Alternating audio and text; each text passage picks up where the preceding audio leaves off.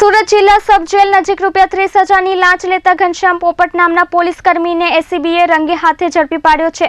જો કે એસીબીના અધિકારીઓના હાથે ઝડપાઈ ગયા બાદ હૃદયરોગનો હુમલો આવ્યો હોવાનું કહેતા ખાનગી હોસ્પિટલમાં ખસેડવામાં આવ્યો હતો। તો બીજી તરફ એસીબીના સપાટામાં કાપોદ્રા પોલીસ મથકના પીએસઆઈ પણ ₹20,000ની લાંચ લેતા રંગે હાથે ઝડપાઈ ગયા હતા। સુરતની રિંગ રોડ સ્થિત જૂની સબ જેલ નજીક એસીબીએ ટ્રેપ ગોઠવી હતી, જેમાં ₹20,000ની લાંચ લેતા સલાબતપુરા પોલીસ સ્ટેશનના એક પોલીસ કર્મીને એસીબીએ રંગે હાથે ઝડપી પાડ્યો છે। એસીબીના હાથે ઝડપાઈ ગયા બાદ ભાગવાનો પણ પ્રયાસ કર્યો હતો, જો કે તેને હાર્ટ એટેક આવ્યો હોવાનું કહેતા ખાનગી હોસ્પિટલમાં ખસેડવામાં આવ્યો હતો।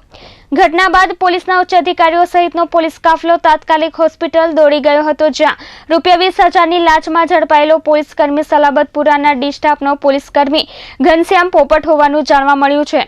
સૂત્રો થકી મળતી માહિતી મુજબ અરહિંદ માર્કેટના એક વેપારીને અન્ય વેપારીને 4 લાખ દેવાના નીકળતા હતા, જેથી લેણદારે સલાબતપુરા પોલીસ સ્ટેશનમાં ફરજ બજાવતા ડી સ્ટાફના ઘનશ્યામ પોપટ સાથે સેટિંગ કર્યું હતું, જે ગતરોજ વેપારીને પોલીસ સ્ટેશન લાવી ફટકાર્યો હોવાનું પણ જાણવા મળ્યું છે। ત્યારબાદ કેસ ન કરવા માટે 20,000ની માંગણી કરતા વેપારીએ હા પાડી હતી। ત્યારબાદ એસીબીની ઓફિસમાં આ અંગે વેપારીએ ફરિયાદ કરતા ટ્રેપ ગોઠવવામાં આવી હતી। આ ઘટનામાં સલાબતપુરા પોલીસ મથકનો પોલીસ કર્મી લાંચ લેવા એક મહિલા સાથે કારમાં આવ્યો હતો। કર્મી કારમાંથી ઉતરતા જ એસીબીના કર્મચારીઓ આવી ગયા હતા, જેથી પોલીસ કર્મી સાક્ષી વેપારીને કાર ચલાવી ઉડાવ્યો હતો, જેથી સાક્ષીને પગમાં ફ્રેક્ચર પણ થયું હતું, જેને હાલ ખાનગી હોસ્પિટલમાં ખસેડવામાં આવ્યો છે। સાક્ષીને ઉડાવ્યા બાદ પોલીસ કર્મી ભાગવા જતા ઝડપાઈ ગયો હતો। ત્યારબાદ તેને હાર્ટ એટેક આવ્યો હોવાનું કહેતા ખાનગી હોસ્પિટલમાં ખસેડવામાં આવ્યો છે। તો અન્ય એક ઘટના કાપોદ્રા પોલીસ મથકમાં બનવા પામી હતી।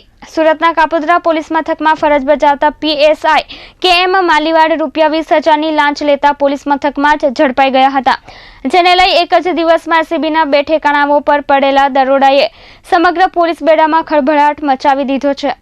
કેમેરામેન હિતેશ પ્રજાપતિ સાથે મયુર ઠક્કર, S24 ન્યૂઝ, સુરત।